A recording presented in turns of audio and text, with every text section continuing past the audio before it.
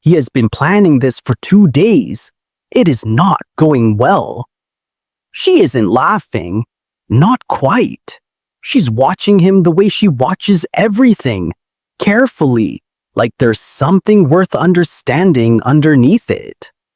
Here's a question we don't usually think to ask.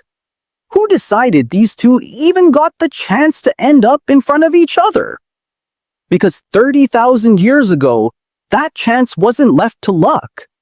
It was built, deliberately, carefully, by an entire system most of us have never heard of. This band is small. Everyone here has grown up together. Most of them are already related, cousins or cousins of cousins, which is normal for a group this size, and it's also, quietly, a problem. This meeting is not an accident. At a burial site in Russia called Sunghir, graves more than 30,000 years old, archaeologists found something remarkable. Thousands of hand-carved beads buried with the dead. Each one took hours to make. Multiply that by thousands, and you're looking at months of collective labor spent on ceremony. People don't do that for a stranger.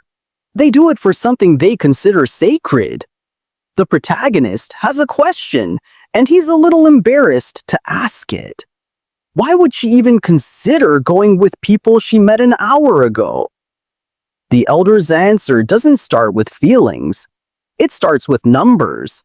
A group this size, marrying only within itself, generation after generation, gets weaker, not stronger.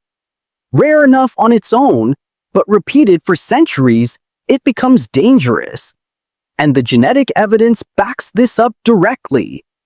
Researchers studying ancient human remains from this period found far less inbreeding than you'd expect from small, isolated bands mixing at random, which tells us something important.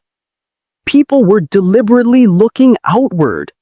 Rivers, gathering grounds, seasonal meeting points, timed to when the salmon ran or the herds passed through. These weren't just good places to find food. They were where new families began.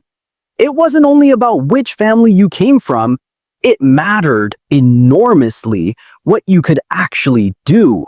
Across hunter-gatherer societies studied by anthropologists today, skilled hunters consistently had better success finding partners. Not because of status for its own sake, but because skilled hunting meant more meat, and more meat meant healthier children. Gatherers who understood which roots were safe, which plants healed a wound, carried a different kind of value, just as essential, just as attractive. Reliability, knowledge, the ability to keep people alive through a hard winter. That was the currency that mattered. What we can't know for certain is how it felt, whether attraction back then was sudden, like it can be for us, or something that grew slowly, watched and half-arranged by everyone around the two people involved before they'd even noticed each other. No bead, no bone can tell us that part, but the system surrounding the feeling, that part, we're on solid ground, and it's worth saying clearly, there wasn't one single ancient way of doing this. Different bands, different regions, different climates likely meant different customs, some more arranged by elders, some left more to the individuals involved. Anthropologists still study how these systems varied, using the handful of hunter-gatherer societies that still exist today as one imperfect window into the past. What seems consistent is the underlying reason. Staying connected to other bands wasn't optional. It was survival infrastructure, the same as knowing where the water was or when the herds would move. And here's what's easy to miss in all of this.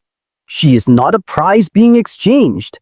She is the one weighing the choice against 100 quiet variables neither band would ever write down.